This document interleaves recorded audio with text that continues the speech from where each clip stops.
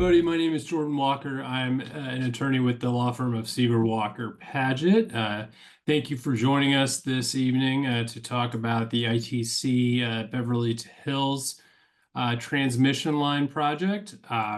Again, my name is Jordan Walker. I'm with law firm Seaver Walker Paget. We're here to talk to you about the project. We're here to talk about eminent domain, and we're here to talk about what to do when a transmission line needs your property for their project. With that being said, we're going to go ahead and get started.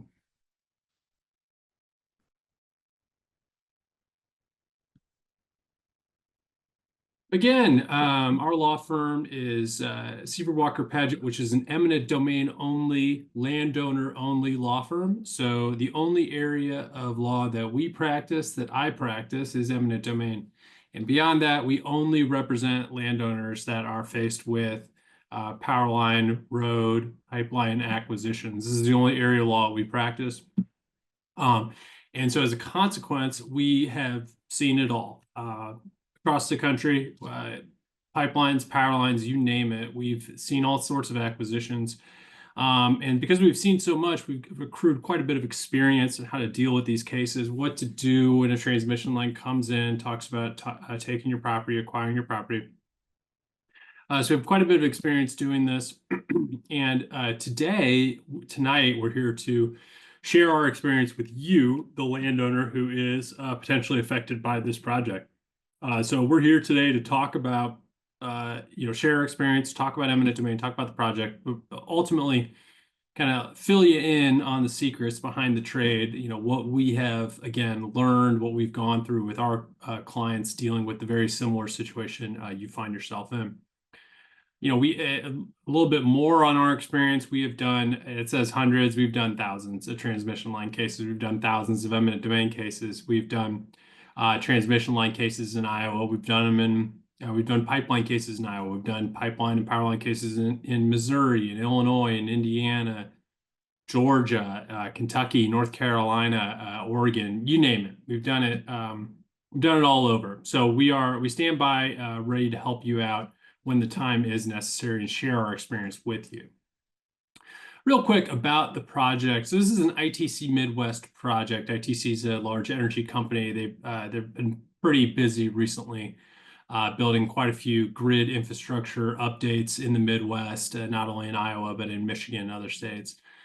As you can see, this is actually two projects in one. There's the first project that goes from Beverly down to Hills, and then there is a second project that will cut east into Muscatine County and go to substation 92. These are substations for ITC. That's what these locations are. These are basically infrastructure upgrades for ITC, something, again, they've been doing across the Midwest on a lot of their projects. It is 40 miles in total, the project. 49 miles in total. They are building a 345 kV line, and which will join an existing 161 kV line at portions of the line. The 161 kV line will be rebuilt. Putting this in layman's terms, transmission lines carry various amounts of voltage, and I'll say that a smaller transmission line is towards the 100 and under kV, 115, 114 rather. And then as you increase in voltage, generally the structures also increase in size. 345 is a pretty big line. It's not as big as they get, but it's certainly not on the smaller side. These are going to be pretty substantial structures that they want to build for this project. So it's definitely going to have an impact on the property. We'll get into that in a little bit.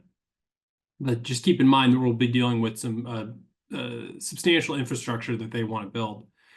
Currently, this project is before the Iowa Utilities Commission. And as is the case with many other states, in order for these projects to be built, they need to gain approval from a utility commission. And before in Iowa, that is the Iowa Utilities Commission. They the project is currently being presented to them. They're hoping to get approval from the IUC to build this project. We are assuming that they will get approval for the project. I'm not saying that's a foregone conclusion, but for purposes of our presentation, we will assume that they will get that approval. And with that approval comes eminent domain authority.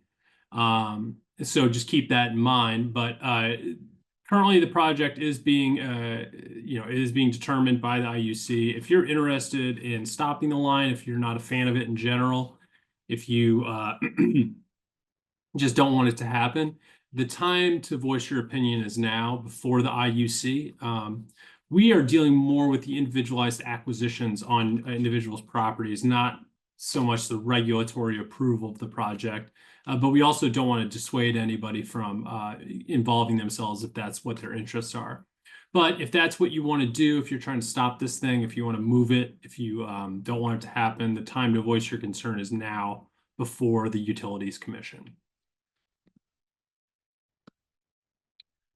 So what do they want from you? What does ITC want from you? And ITC is going to eventually come to you. And let me just back up a little bit. The reason why you received a letter from our firm is because according to documents submitted by ITC to the Utilities Commission, your property was one of the properties that was identified as a possibly affected parcel on this route. So we got that information and we sent out the letters to those folks that are on those maps. So we used publicly available information to send those letters. But eventually, those folks that receive those letters, if they are in fact affected, if you are affected, eventually you're going to receive an offer from ITC. That offer is going to include an easement. The easement is what they're going to want from you in order to build the power line, in order to build a transmission line. Most folks know what an easement is, but just back to basics, an easement is effectively a deed. You're conveying a deed. But instead of selling the entirety of the ground and the entirety of the land in your house or whatever you're traditionally selling, you're only selling the right to do certain activities in a certain area on the property. So, or ostensibly, that's what it should be. Meaning, as opposed to when you sell your home, you sell it to somebody else, you'll list it and you sell the whole thing, and then the new owner takes all four corners of the property, and parties go their separate ways. With an easement, you're selling to somebody or something or an entity the right to do whatever the easement says, where the easement says. And it's important to repeat that because that's what it should be. You should be only granting ITC the right to build a power line in a certain area of your property, and that's it.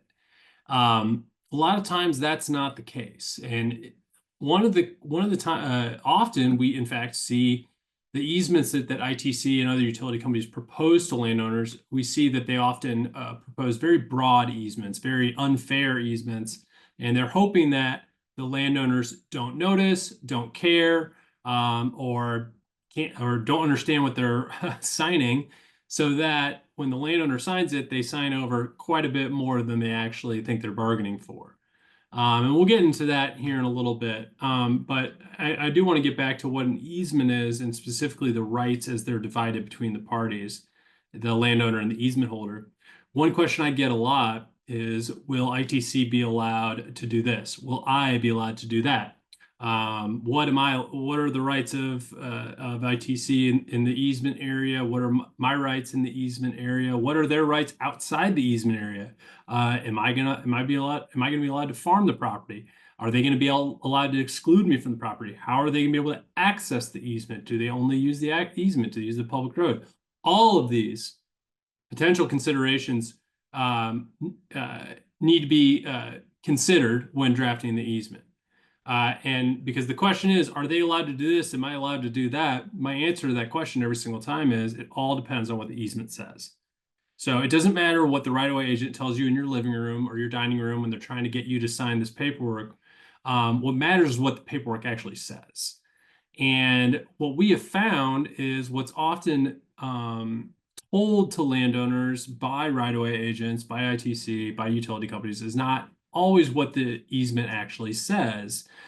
For example, they might say, oh, well, we're only going to access the easement from the public roads and the easement itself. We're not gonna go across your adjacent land. But if you read the easement, it actually says that they have the right to access the easement not only from public roads, not only from the easement itself, but from wherever they want across your farm. We've seen uh, clauses in easements that disclaim future damages down the road if they need to come in because a power line fell over because of a storm and they knock over more crops because of that. I've seen clauses that say, well, they don't have to pay anything more. I've seen easements without clauses for proper ground restoration. That's a huge thing. Absolutely huge that your property is properly restored after the construction is over. But if there's nothing that requires them to do it, they're not going to do it. If you want the transmission line to do something, if you want them to not do something, you need to better make sure it's in writing and that they've signed it, because anything else means nothing. And that's why ultimately the easement is going to determine, how this goes for you and how it goes for ITC. I've seen clauses that allow that shift liability, or rather include the landowner in liability for issues that happen on the easement. I've seen them not hold harmless the landowner for issues that they might have their hand in. We've seen clauses that allow the energy company the right to build more power lines and the right to sell their rights to pipelines or sell their rights to fiber optic cable or solar farms or wind turbines. These are all money-making opportunities for companies like ITC. And if you grant them the right to do it, they are surely going to take the opportunity to make some more money off this easement. So it really is imperative that the utmost importance really that whatever you do when ITC comes knocking, that easement gets your first look. And you go over that with a fine-tooth comb and have somebody who knows what they're talking about look at it as well. I haven't seen ITC's easements on this specific project yet, so I can't speak to their how good they are, how bad they are. But my expectation is that it's going to require at least some work. There rarely do utility companies come to landowners with proper easements on the first go round. You're probably going to have to make them do something at least. So it's obviously very important to make sure that easement is correct, not only for the now, but for the future, because easements are forever. Permanent easement, perpetual easement, it's right there in the title. This easement is not going to go away. It doesn't matter if you sell the property to your neighbor. It doesn't matter if your kids inherit the land. It doesn't matter if their kids inherit the land. Ultimately, that easement will always be there. Easements run with the land. They stick with it, even with conveyances and what have you. So it'll be there now, and it'll be there 20, 30, 40, 50, 60 years from now. So it's imperative that, that it is, that the document is drafted properly, drafted accordingly. And we touched on a lot of these pitfalls right here, but I do want to touch on the final point. And that's that ancient easements become modern ones. A lot of folks, I had folks come to me on a pipeline in Illinois several years ago, and they came to me and they said, listen, this pipeline company wants to run a pipeline next to their existing easement on my land, but they're saying they don't need to pay me anything. They're saying that they can just do it. And at first blush, I'm saying, well, that doesn't sound right. And then they give me their documents and I look at their documents and their property has an easement on it from the 40s. And that was signed by their grandparents, for peanuts back in the day. And unfortunately, all that time ago, grandma signed the easement, and it wasn't the right to build a pipeline in a certain area of their property. What they signed over was a blanket easement. And that means the easement blanketed the entire property. It allowed the energy company not only to add one pipeline, it allowed them to add 2, 3, 4, 5, 6, as many pipelines as they want, wherever they want, whenever they want, without future compensation, or without any compensation to the landowner at the time of the installation. So that's a scenario where you have an easement that was signed 60, 70 years ago, and it was an ancient easement that, It was there, it existed, no one thought about it for years, and then all of a sudden, the holder of the easement shows up 7 years later wanting to put a pipeline right next to it. And the landowners can't do anything about it because that document was signed and the rights were clear. So, I don't think since you're here that's going to happen to any of you, but you don't know what you don't know. And there could be there could be some clauses in that easement that are not favorable to you, that are not in your favor, that grant way too many rights to ITC. So it's absolutely imperative. It's the utmost importance for landowners to address the easement, regardless of anything else they decide to do with ITC or negotiate. So I talked about easement language, and for any power line acquisition, any pipeline taking, there's two components to your case. The first issue we already talked about, the easement. Is the easement properly drafted? Does it have the right language in it? Does it properly protect you and your land? The second component is the money. Is the money right? Are you being properly compensated to the extent of the law for your land?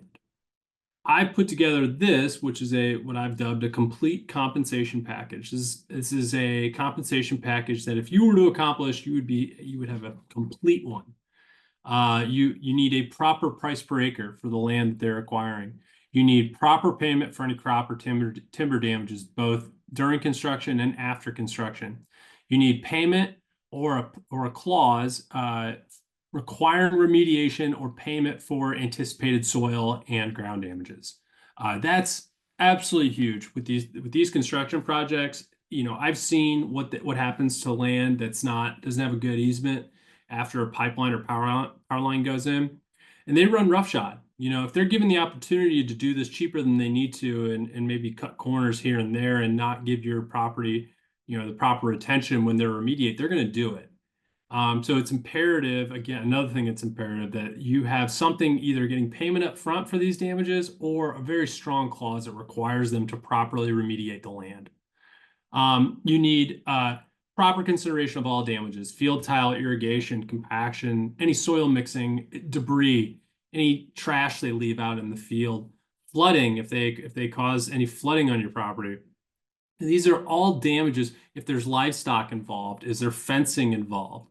Is this pasture land? Is this, is it recreational land? Is there hunting involved? There's an untold number of damages that can be incurred, and that's really property specific. But it's important that your compensation package includes all of that and is comprehensive ahead of time. And then residual damage. Residual damage is a term that refers to any impact that the structure or the power line has outside of the easement area, but on your property. So for example, if you have a 40-acre tract, how does the introduction of a 345 kV transmission line, how does that power line affect that 40-acre tract's value as a whole? A lot of times ITC energy companies will focus on the price per acre, they'll focus on the crop damages, but they don't want to talk about residual damage. They don't want to talk about how this transmission line impacts all four corners of the property. And the reason why they don't want to talk about that is because they refuse to acknowledge it exists most of the time. But beyond that, the numbers can escalate. When you're talking about how a power line affects, 100 acres, that could be a big number versus how it affects the 2-acre easement that they actually want. You can see then why they don't want to talk about remainder damage, because if you're talking about a 10, 20% impact on 100 acres, you're talking about quite a bit of money versus quibbling over the price per acre of the easement itself, where they might only want 2 or 3 acres. You are entitled to remainder damage if you can prove it exists. If you ask ITC if it exists, they'll say it doesn't. If you ask me, I'll say it does. But it's up to you to negotiate that and make sure that you do get paid for it, and not just take the utility's word for it. And this is in addition to any bonus payments issued by ITC. So your complete package should include all these items on top of whatever is offered by ITC.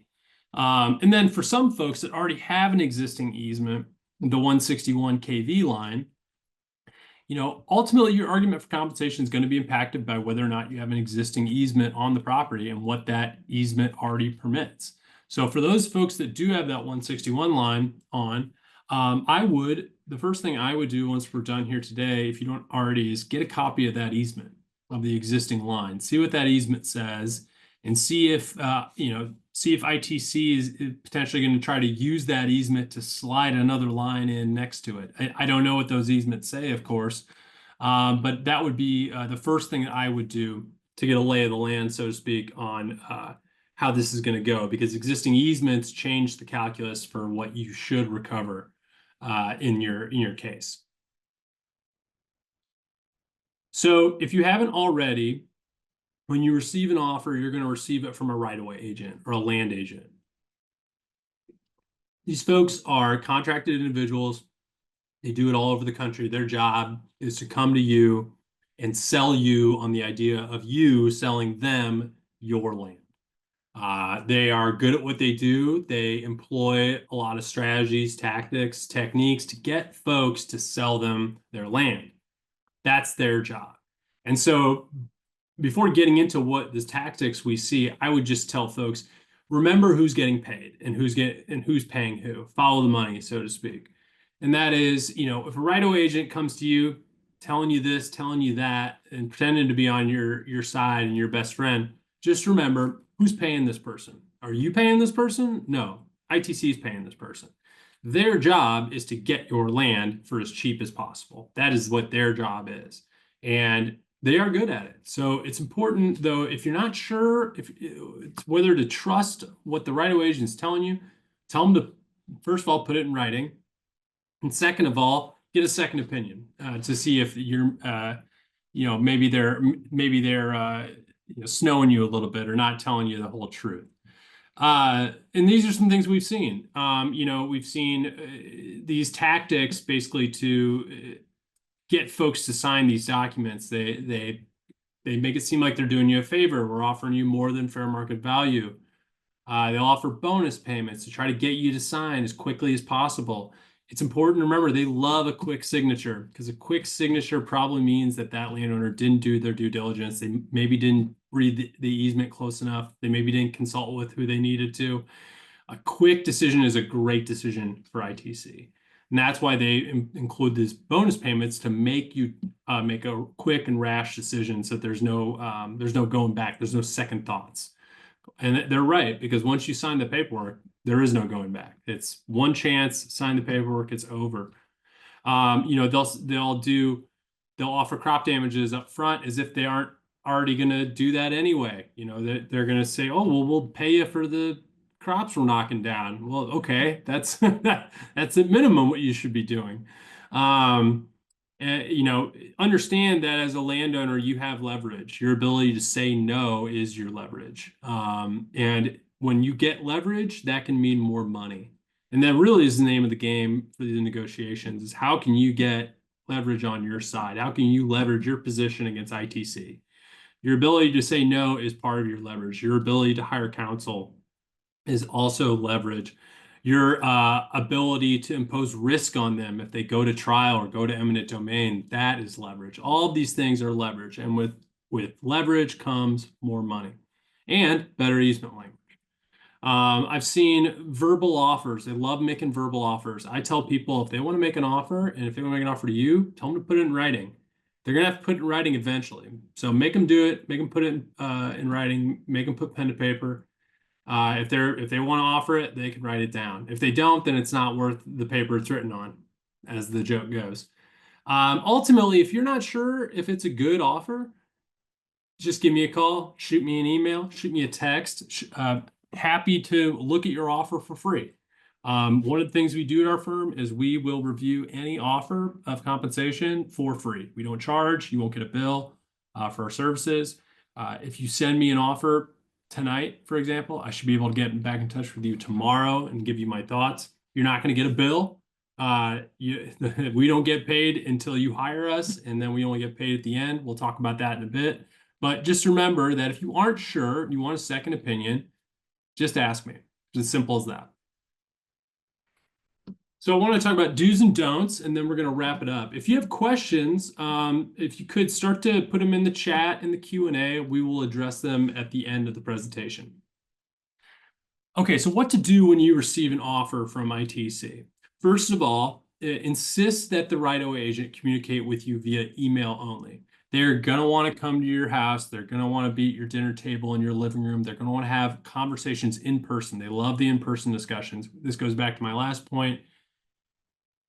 The more on paper, the more in writing, the better off you're going to be.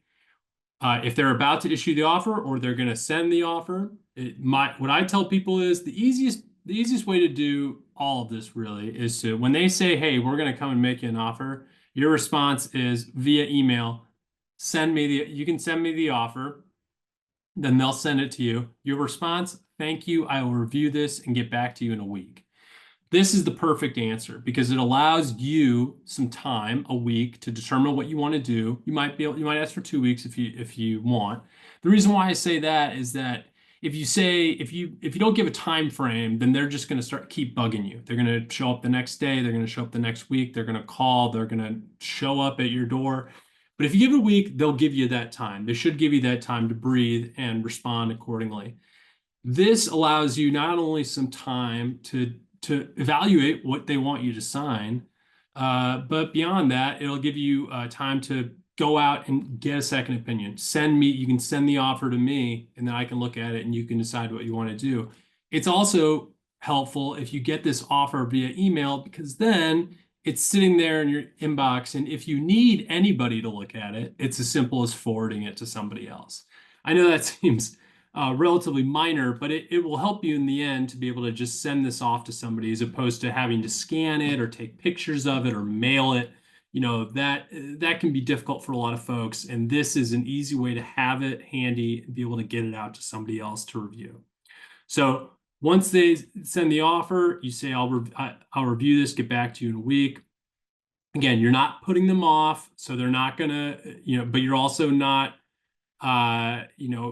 jumping into the discussion. So this kind of happy medium that allows you to do your due diligence, get proper information, and instead of reacting to the offer, responding to the offer, which is an important distinction and difference.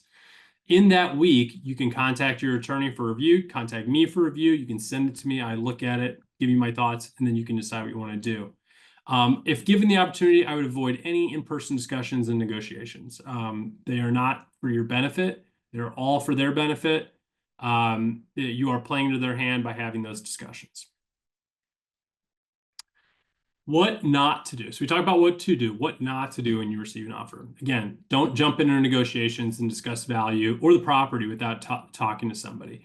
Ultimately, you don't know what you're entitled to yet. And that might seem weird. It's your land. You've owned it for so long and you know it better than anyone. But ultimately, you might be short selling yourself. You might be not considering something that you didn't even know about that needs to be considered in either the easement language or the compensation.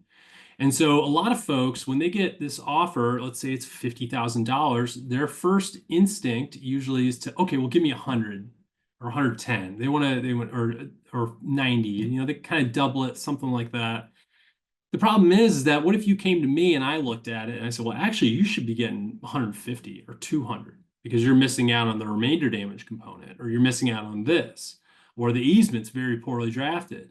Well, the problem is, even in that scenario, is that you've already told the right-of-way agent what you would take. So even if you go to me afterwards and say, I don't think I should have done that, and I can try to make an argument that you should get more, but they know that you would take that 90 or 100, so that sticks with you. Talking about things that stick with you, the right-of-way agents write all the conversations down. Once they leave your house, they say what you would take. They say anything that you comment about the value of the property, the crops, the soil type, this, that. They document contemporaneous notes, all of that, and that will stick with you throughout the rest of your case. It'll go to the attorney. It'll go to the employees at ITC. This is on purpose. This is how they operate. So this is why we tell folks to not just jump in and start saying numbers, start talking about what they think they're entitled to, because it's very tough to get that toothpaste back in the tube when you've already said it. Again, don't meet in person with right-of-way agents. Don't take their promises at face value. Don't assume they have your interests at heart. We talked about that. I want to talk about not enlisting an appraiser. One thing that a lot of folks, another instinctual thing to do that a lot of landowners think they should do when an offer is issued is, okay, well, I'll just go out and get my own appraisal and I'll prove them that it's actually worth more. Well, the reality is that you might not need to do that. Appraising in eminent domain is necessary at certain points. In my view, it's only necessary if you're at litigation. And that's because if you're going to spend that type of money, it should be worth it and you should be necessary. And it is worth it and it is necessary generally in eminent domain. It isn't always necessary or worth it prior to litigation, prior to eminent domain. You might not need it. You might not need to spend that type of money, and eminent domain appraisers are not cheap, I should say. You might not need to spend that money to get where you're going to get anyway. So if it were up to me, if I'm a landowner, I'm not going to spend money I don't need to. If I'm not in litigation, I don't need to, and therefore I'm not going to get it. And if beyond that, eminent domain appraisals are very unique appraisals. Very few people can actually do them, appraisers. Your local mortgage appraiser, bank, tax guy, etc. They probably can't do an eminent domain appraisal. If they can, it's probably not great unless they happen to be an eminent domain appraiser. It's a specific type of appraiser that can only do these types of jobs. They're very complex. And you need to make sure that money, if you are going to spend it, is well spent. Again, it needs to be necessary and worth it. So a lot of folks want to go out and spend that money. I tell them, it might not be necessary. Let's not cross that bridge until we get to it. Don't go out and spend money you don't need to. Then finally, what not to do. Don't make a rush decision, but also don't ignore it altogether. I think that my strategy a few slides back, giving yourself a week, deciding what you want to do, hiring an attorney, that will put you in a good spot. What will not put you in a good spot is signing the first offer they make or signing the same day they show up. That's not a good, you're probably making a bad decision. That's not a good decision. Ignoring it altogether, getting the offer and putting it on the desk and ignoring it, forever. And then all of a sudden you're in court. That's not a good decision. The happy medium is the method that I think we've prescribed. And that is, as soon as you get the offer, you should be hiring an attorney. Speaking of hiring attorneys, and I am coming to the end of the presentation, folks. Remember, if you do have questions, please put them in so I can address them when we're done. So I should say our firm, our services are twofold in this scenario. We negotiate both the easement and the compensation. So we have a comprehensive representation where we do both sides of the coin. But our fee is, we do a contingency fee, which is a fee that basically our recovery is contingent on how much more we get for you than what is offered by ITC. So for example, if they come to you and they offer you $10,000, you hire our firm, we get you $50,000. We added 40 to the case. We get 1/3 of the 40. You end up with roughly $37,000, and it all comes out at the end. And this would include, of course, easement negotiation as well. We do it this way for a lot of reasons. One, a lot of people don't have money to hire attorneys for something they didn't ask for. So this allows you to hire an attorney without coming out of pocket. It allows you to hire an attorney and trust that they have your best interest, because we have our best interest at that point. We're partners in this through the fee. So just as you can assume that we're looking out for our best interest, we are looking out for your best interest. And so that provides peace of mind for landowners as well. And this is generally speaking, this is the preferred method of agreement with our folks. But if you are interested in maybe in an hourly rate or a flat rate, we can talk about that individually. After this presentation. So most of our folks do contingency, but if you want to talk about something else, we of course can do that. Okay, so moving forward, and then I will open up to questions if there are any. As soon as you receive an offer, you should be hiring an attorney. Until you get to that point, I would get that easement. If you have an existing easement on your property, I'd see if you could get a copy of that. I would start vetting your attorney options, who you're going to hire, start interviewing them, so get an idea. So when that offer does come, you're ready to hit the road or hit the ground running. Developing a strategy attack. How are you going to, what's the argument you're going to make? What are the important issues? What do you want to accomplish?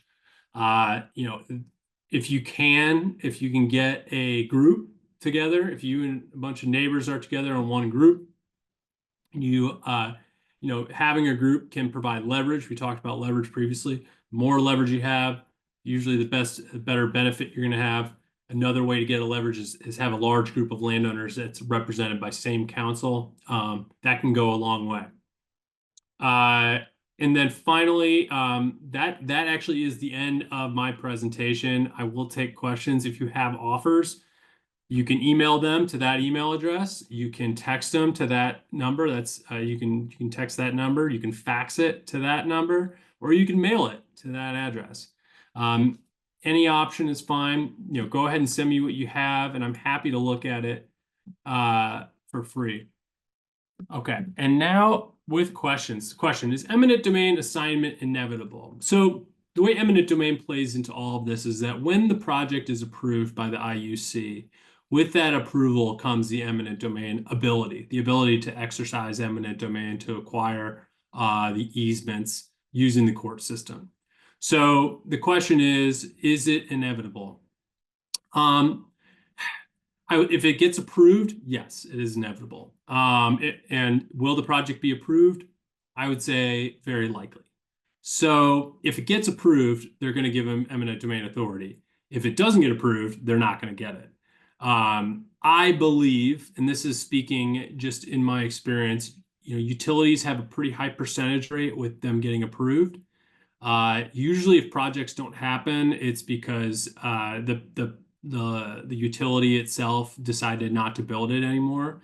And I understand there's a lot of flux right now currently with funding for some of these types of projects. And that's a question we get a lot.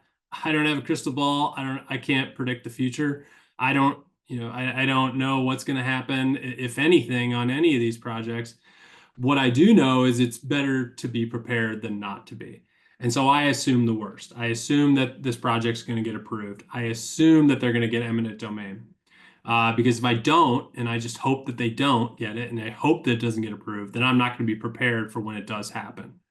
So I tell folks that, it's definitely something that you should prepare for. And if it doesn't, and if the project doesn't happen, then great. I'll say beyond that, if it doesn't happen for whatever reason, and you are a landowner who has already signed an easement with ITC, what happens then? What happens then is that you got paid for nothing, effectively, because they can't build it without approval.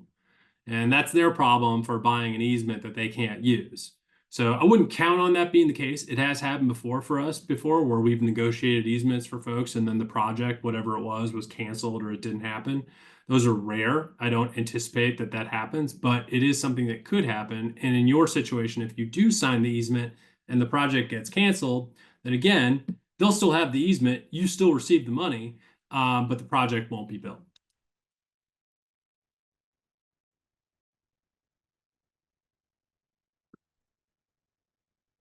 Other questions?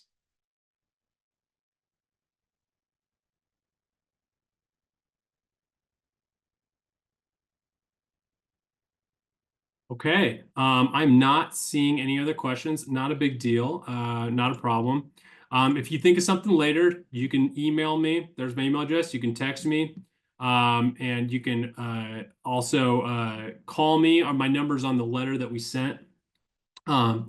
So yeah, with that being said, I'm going to go ahead and wrap this up. Thank you for stopping by tonight, this afternoon. Feel free to send offers, contact with questions. I'm happy to answer any questions you might have. And thank you so much for joining us tonight.